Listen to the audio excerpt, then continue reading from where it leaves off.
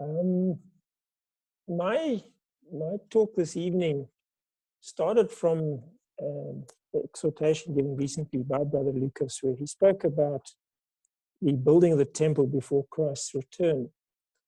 And that got me thinking quite a lot because, as a form of introduction,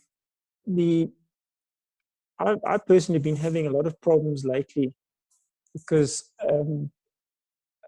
to me, there seems to be little or no prophecy that needs to be fulfilled before the return of Christ. And this has caused me a problem in that it stopped me from doing any kind of long-term planning or anything of the sort. Everything seems to be just for the day and for tomorrow at most.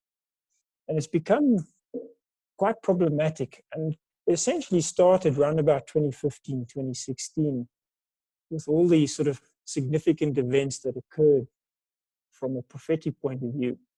For example, Russia moving into the Middle East and starting to have an influence in that part of the world, something that we have looked forward to for a long time.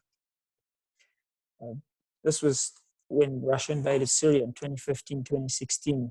Sorry, not invaded Syria, but came to support Syria and become its god as predicted. This was also further exacerbated by the event of the four blood moons, the tetra, which occurred at the same time. So this and other events coupled together sort of make one think that the return of Christ is very imminent. And in Brother Lucas's exhortation, he mentioned that there's indications that the temple would be rebuilt before his return. And that suddenly gave me a feeling that things are not so much tomorrow, but more like 2 to 3 years or 4 years, depending.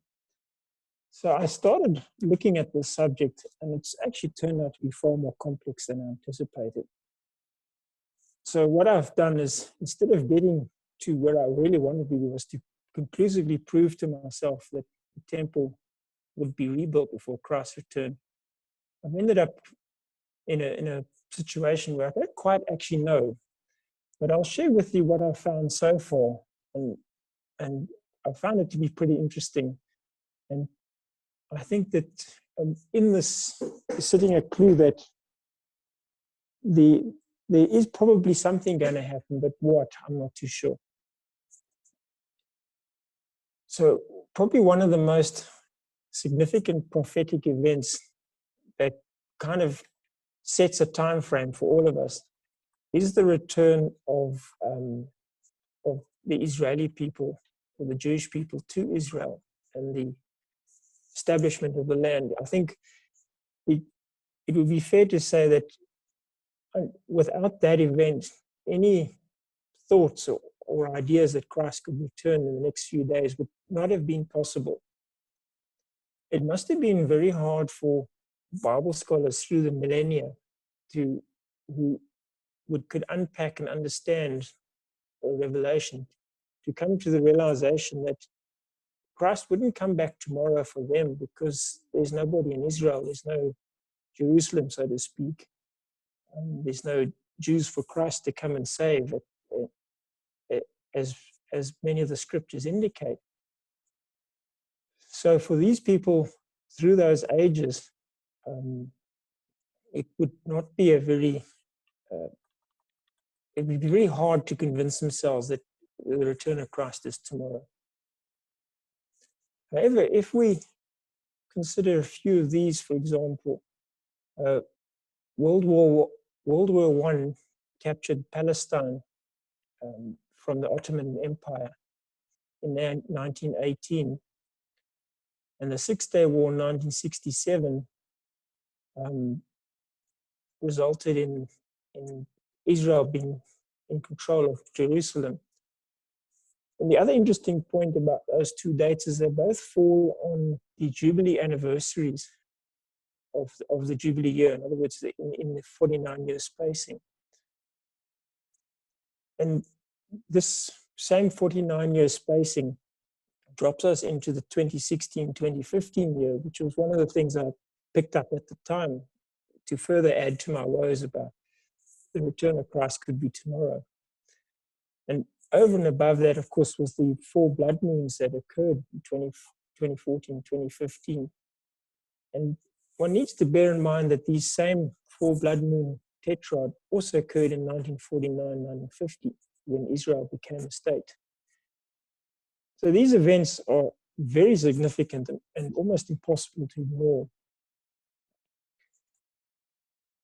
And another sort of point on the side is that the 4 blood moon tetrarch cycle is not going to happen again in the near future for many years to come, many hundreds of years actually, if what they work out is correct. So you have these culmination of events that are sort of all pointing to an imminent return. One can also look at other scriptural references. For example, the claiming of the false Messiah, as given in Matthew 24:5. An example of that would be the Pope. Over the decades, the centuries, the papacy has been claiming that it is the new Christ, the new Jerusalem. So those prophecies are fulfilled. And you have in Matthew 24:6 wars and rumors of wars. And certainly in recent time, the Middle East has been sort of almost a non-stopping sequence of wars. 2003 to 2011, the Iraq War, and currently the 2015, starting roughly 2015, where Russia is involved in Syria. In Matthew 24, verses 7 to 10, you get references to that there'd be civil unrest and kingdoms, nations against nations. And we've certainly seen that, of which probably the most significant was the Arab Spring, which swept through the Middle East. Again, in this same sort of time frame. Then in Matthew 24:7, there's mentions of pestilence and famine.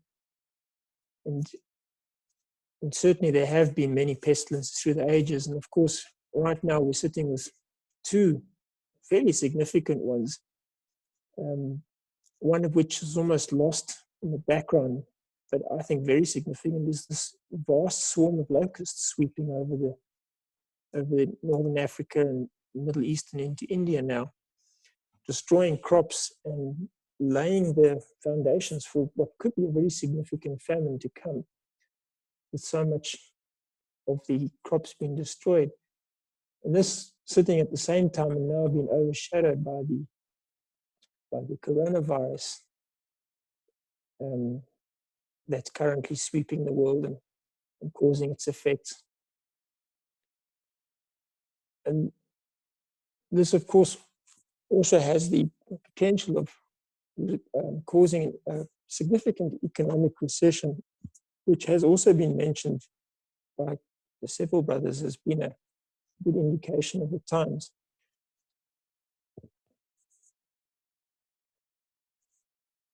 So the involvement of Russia in the Middle East, combined with Israel being back in the land, combined with all the other points I've just mentioned, shows that there's no reason why Christ couldn't come tomorrow. And this was brought to me in a very real way a few weeks back when outside, it was in the early evening, just after dark, there was a terrific noise outside. And I went out to see what it was. It was such an unusual noise. It was like a very loud roar.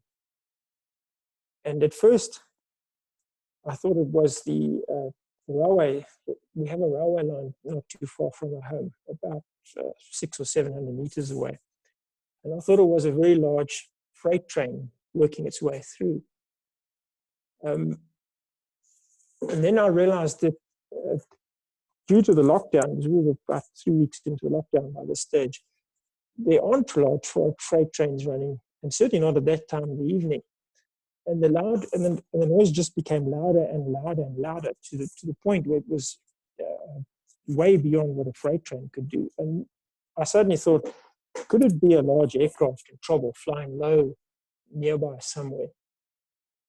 And then in the midst of all of this, I suddenly got goose flesh and actually got quite frightened when I suddenly thought, could this be the sound of the return of Christ?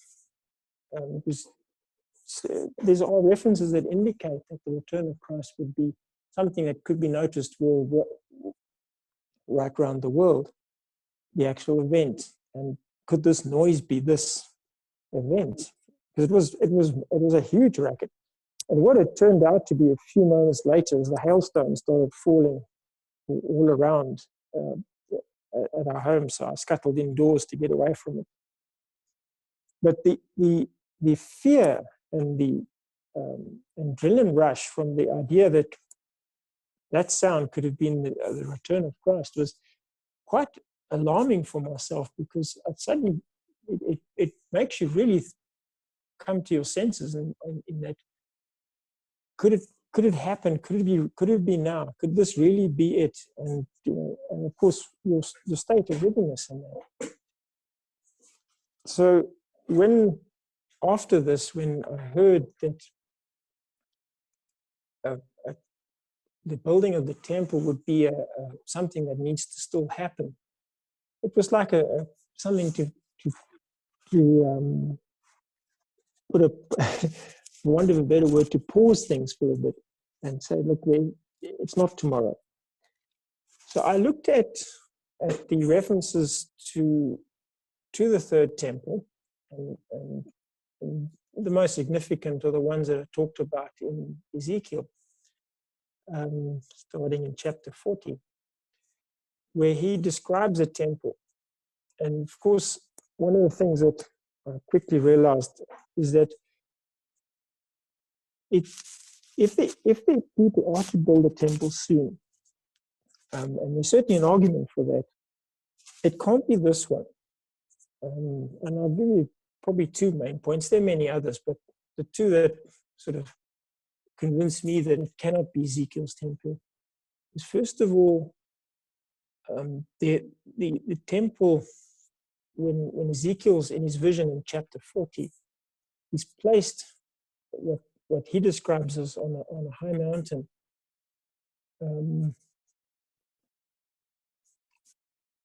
Quoting from, let's have a look here, Ezekiel 42. He's placed on a high mountain and he looks to the south and he sees what he initially thinks is a city. And he's asked, you can clearly get the impression that he's on like a top or a plateau. And this plateau or top is probably the same one that's been described in Zechariah, where he talks about a great earthquake, Zechariah chapter 14, where the earthquake is probably going to occur along the fault line that runs through the Mount Olives. Because in his description describes that the east, the Mount Olives are split, moving towards the east and moving towards the west. And that fault line would run through Jerusalem. And the description that is given in Zechariah is that this area, this land, will change significantly, and there'll be a large uplifting or rising of the land that would create, and also the upshot of this would be a creation of a river that runs from this area into the Dead Sea. It will ultimately end up there. And this plateau would be some 50 kilometers across, because he names two places, Geba to the north, 10 kilometers to the north, and about 50 kilometers south of there to a place called Rimon. So that plateau, that area is very large, and it certainly describe in my mind a place that's sufficiently big enough to fit the temple. But this of course only occurs after Christ's return, because we are told that this huge earthquake occurs that splits the Mount Olives when his feet touch or arrive at the Mount Olives. So that puts the construction of any temple on this plateau into the future, into after his return. The other thing that I focused on was the size of the temple described by Ezekiel. In Ezekiel 40 verse 3, we see that he meets an angel that is holding a reed. And this reed is used for measurements. And the reed itself is generally accepted to be 6 cubits in length. That would be what they refer to as the wide or long cubit, which is your elbow to wrist plus one hand, or 5 spans of a hand. In either case, this makes the reed, a 6 cubit reed, roughly 10 foot in length, which is approximately 3 meters. One can also find references to these reeds just prior to Christ's, let me try that again. The reed that's referred to in Ezekiel is, of course, way before for Christ's birth. But one of the references we can use for the size of the reed, it can be derived from when Agrippa, the Roman emperor, in roughly 29 BC. Sorry, I've got something disturbing here. Fix that.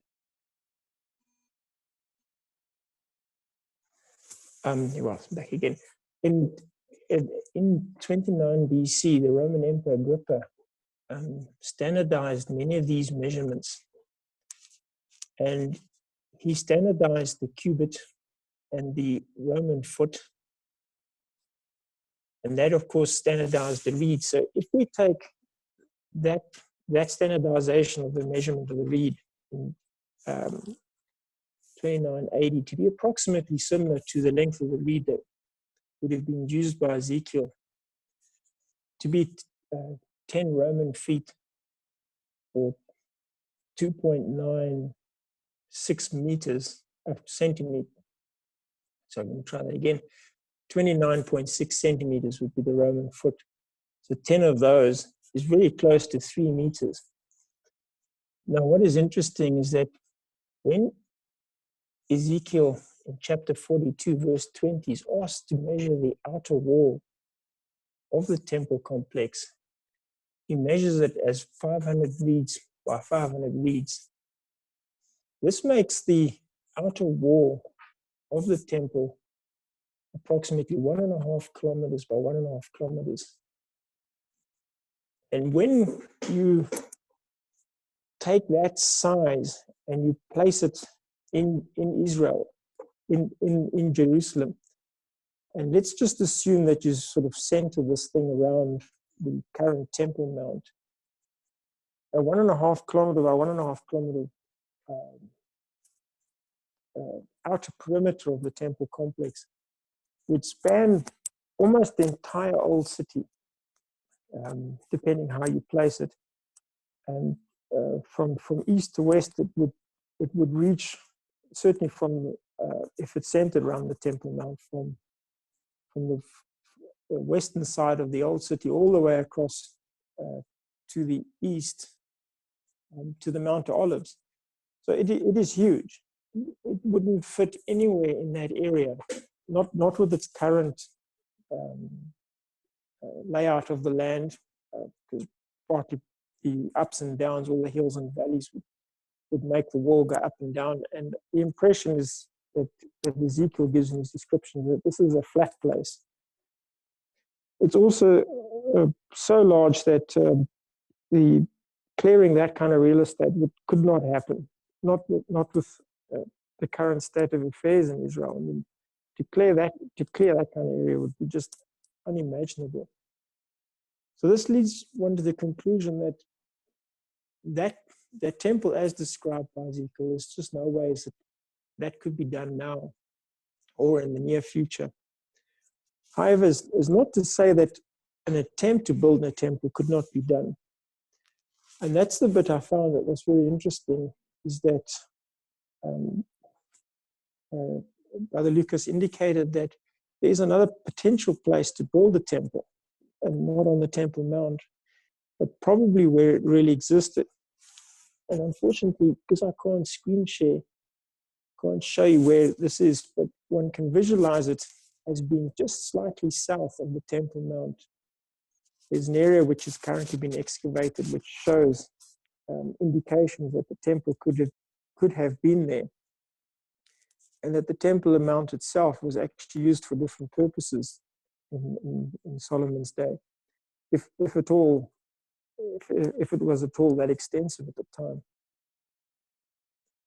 And what I've realized is that the scriptures that can indicate or can be used to indicate that some sort of temple needs to be built would probably be this place, and that people would, and in Israel now, and the temple, call themselves again, check their name.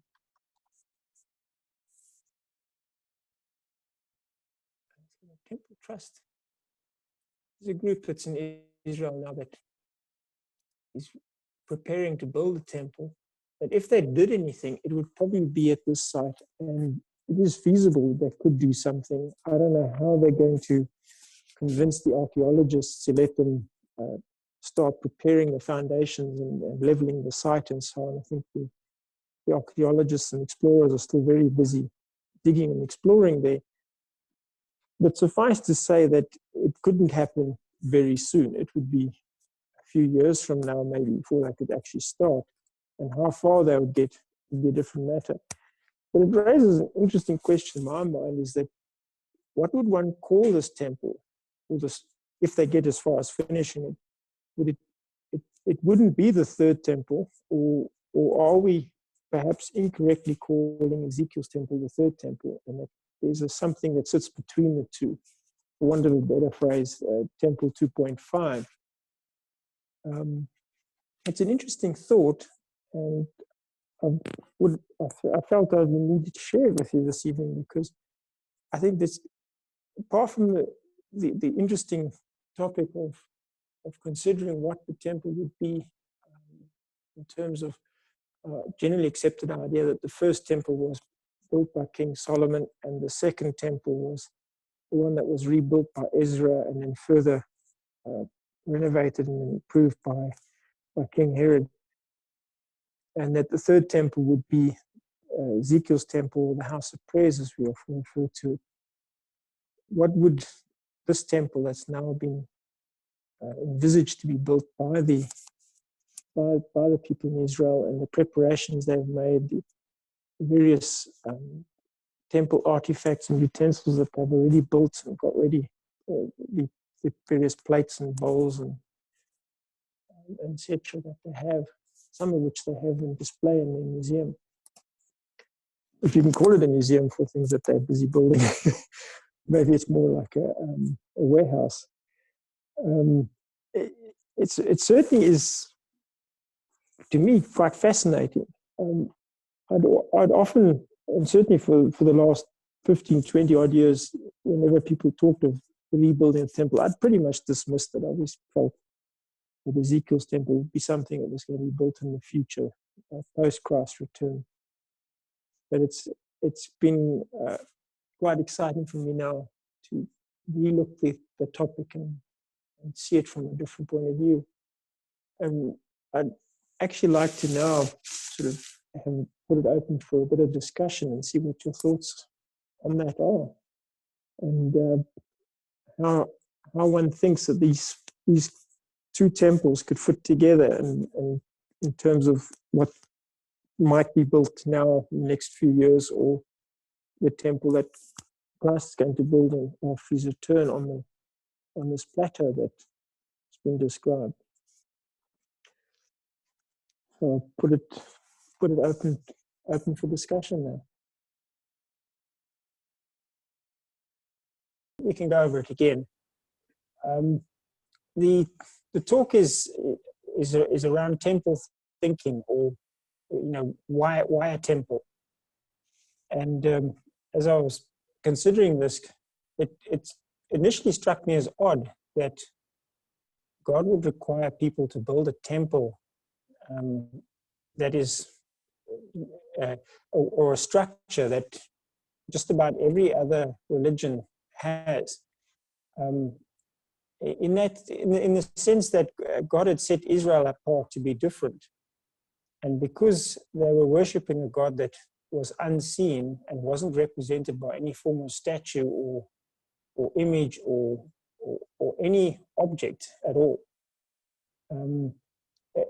it seemed strange to me that all of a sudden they were required to build, in the first case, a tabernacle in the desert, which Moses was instructed to build. And when we look at the references where God tells them where to build it, for example, in Exodus 26 and 25, it's very precise. There's no ambiguities about what he has to do and what's expected. To the point that even the furnishings within the tabernacle, the candelabra, for example, the table for the showbread, the incense burner, even details on the incense that needed to be burned. There was nothing, it was very, very specific. So it's clear that it is something that God really wanted, and it would have an important role. And that's what got me thinking that maybe we, in my sense, that I was thinking too much in the way of the temple being a place of worship, in much the way that classical Christian thinking now considers a church as a place of worship. Maybe the temple had a different meaning, something different from what we currently expect or think of. And this began to make sense to me because it then again created that impression that God set aside the Israeli people to be a unique people, so they could be an example to the nations around them.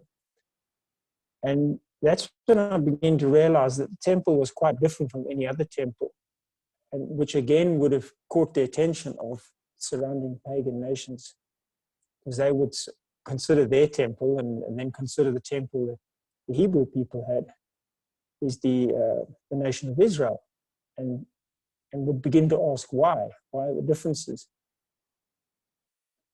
And when Solomon built his temple, again, very detailed plans are provided in 1 Chronicles 28. And it's also clear that the design is inspired by God, as recorded in Chronicles 28:12. So again, the second temple, if you want to count the tabernacle as the first temple, is again a unique structure. And if I talk about both of them in general, one realizes that the structures, unlike classical temples and shrines used in other religions, the first and probably the most significant difference is almost no one enters the structure other than a priest, which has to go through a cleansing ceremony before he may enter the building. He goes and performs very specific tasks, tending to the candle, placing the showbread, and then leaves the building. And no one else is allowed in there. So there becomes the first and very stark difference between God's temple and other temples and other shrines or places of worship. We also need to bear in mind that the Israeli people were only allowed to use an altar made out of natural stones. In other words, the stones weren't to be fashioned or They weren't to be bricks, but stones that were picked up and packed to form an altar. And this altar is outside the temple. In the case of the tabernacle, was in that outer courtyard, and likewise with Solomon's temple. And this is where the sacrifices were conducted, which again differs from any other major temple where all the activities occur inside. So in essence, the design of the temple expresses something more spiritual rather than a physical object or structure. And as recorded both in the case of Moses' tabernacle and Solomon's temple, is that during the dedication of the temple, the presence of God descended in the form of a cloud, and in the case of Solomon's temple, a mist. So it is clear that there was a presence in this temple, which again made it very different from any other temple, where one would believe that there's a presence in those temples, but of course, in the case of both the tabernacle and Solomon's temple, the presence was very real, and if you tangled with it, it would destroy you, as in the case of the sons of Aaron bringing unclean fire into the temple. That the presence of God that was in the temple didn't tolerate it, and killed those two people with the fire. Whereas I think that in all sincerity, I don't think any other temple or shrine has achieved that by, for clarification, supernatural means. So one can see that the temple and the thinking that goes around the temple in the case of God's temple is different from any other temple. The presence of in the temple, for those who want to look it up, is recorded in 2 Chronicles chapter 5, verses 13 and 14. And even the description of the presence is, I would say, unusual.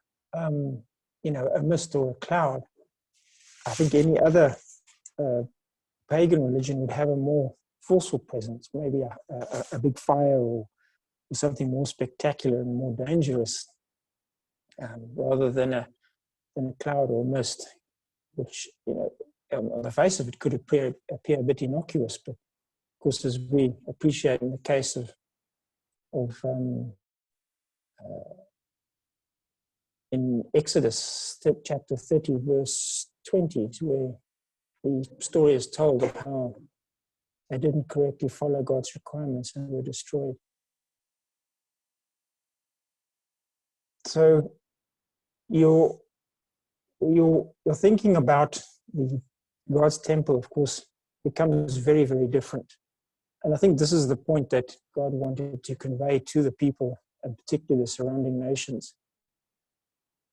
And as I discussed in my exhortation, the surrounding nations would view the temple as, or the attack and destruction of the temple as a proof that their God was more powerful than the God of the temple you have, and whatever form of God you have in there, considering it from a pagan's point of view, as the surrounding nations of the day would have.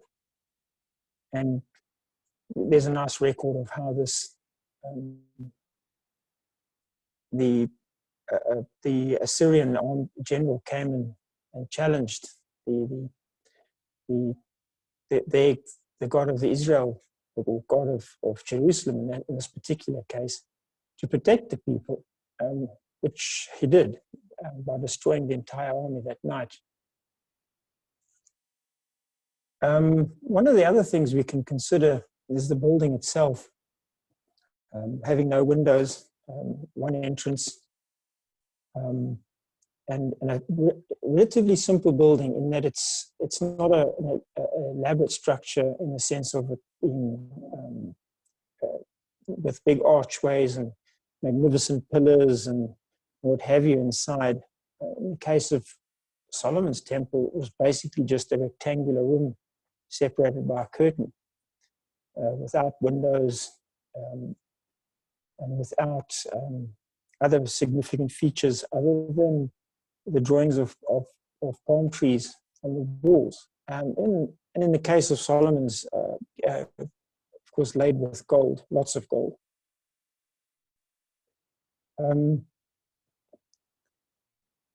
We also realize that in the case of the temple, there's nothing in there to represent a god in the form of a statue or a handmade sculpture of some sorts. The only representation, arguably, would be the Ark of the Covenant itself. And there again, the Ark of the Covenant had an empty seat without anybody physically in the seat in any form other than God's presence. So these differences would clearly begin to get people around the surrounding people around Israel to question why these differences and what makes this God different. The one and true God, why is he different from what we believe in a God? And it got me thinking too, if a temple is to be built in Israel sometime in the near future, what is going to be the design? Are they going to try and copy Solomon's temple as closely as possible based on the information they have? And as best I can tell, the information is not that complete. It describes the temple in broad terms, its length and its breadth and height and so on. But finer details are not really there. I think these details were given by inspiration to the builders of the day. And should they build a temple and that, let's assume they build one that looks like Solomon's temple, the next question is, will God's presence come to that temple, as in the case of Solomon's temple and in the tabernacle? And by the way, I couldn't find any specific indication that God's presence came to the temple that was rebuilt by Zerubbabel. However, I do think there must have been some presence there, because the veil was separated or split when Christ died, indicating a change. So I guess one could find other verses that may indicate something like that. It'd be interesting to see that. But in considering the next temple, I'm referring to a temple other than Ezekiel's temple. Would a presence come, and if so, on what grounds? I guess is probably the right way, because I can hardly imagine that the people have been commanded to build a temple as yet. In the sense that latter-day prophets, for example, are appearing to the Jewish people and saying that they must build a temple now. And working on the assumption that there isn't a presence in the form that we understand from Solomon's temple and the tabernacle, I could then feasibly imagine that a person could come in and enter the temple and perform an abomination of blasphemy in the temple, because it's unoccupied. Some of the Christian teaching indicates that there's significant events occurs after this. I'm still not too sure about what these events are and when they are. It's not clear to me in terms of the timing, whether it's referring to AD 70 events or present day events. I can't convince myself one way or another. So I could easily imagine that some sort of offense could be committed in a temple that will be soon built in Israel. And it'd be very interesting to see if this temple is built and what sort of events occur in there. And I thought I would perhaps open up for discussion because it's an interesting, I found to be a pretty interesting point of view in considering that what this temple would be and so on, let alone where it's located and so on. You know, I think just the idea of the temple and whether or not it is God's will that this temple gets built, or whether it's purely man's will and you know, present day Israel's arrogance to do so. I guess it's also a little bit of, you know, if the Islamic people can have this huge mosque there, you know, surely the Jewish people could have something similar. Whether it be bigger and better, whether that kind of mentality is existing, I really don't know. Again, it would be rather interesting to see it. And throw it open for discussion now and to hear your points of view.